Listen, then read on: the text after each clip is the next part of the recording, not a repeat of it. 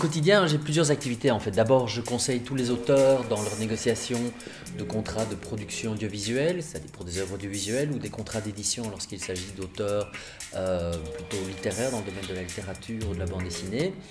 J'ai aussi une activité qui est plus macroéconomique puisque je conseille la société ou aide la société à négocier des contrats avec nos interlocuteurs que sont principalement les télévisions ou des câblo-distributeurs.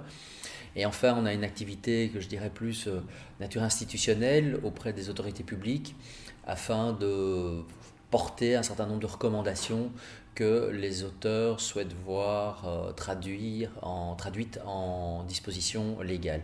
Donc en fait, ce qu'on appelle en gros du lobby. Donc je fais du microéconomique, du macroéconomique et puis aussi un peu de projection dans l'avenir pour essayer d'améliorer le statut professionnel, c'est-à-dire le statut social, le statut fiscal et le statut d'auteur de nos membres. Par ailleurs, j'ai aussi développé une activité de médiation au sein de la SACD, c'est-à-dire un processus de résolution de conflits qui permet de résoudre des différends entre des auteurs, profession que j'ai débutée il y a à peu près une dizaine d'années en suivant un certain nombre de formations et que j'exerce aussi en dehors de la SACD. La curiosité.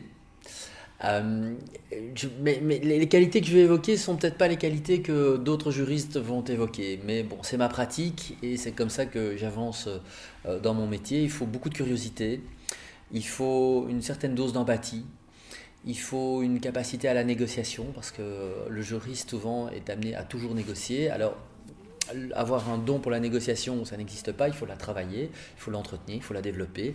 Il y a des formations en négociation que moi j'ai suivies aussi, parce que j'ai estimé que c'était nécessaire. Il faut avoir un don aussi pour l'expression, parce qu'on doit souvent parler, et puis avoir une vision très synthétique et rapide des questions qui nous sont posées afin d'apporter des solutions qui soient les plus créatives. Parce que, en fait, un juriste doit être aussi très très créatif.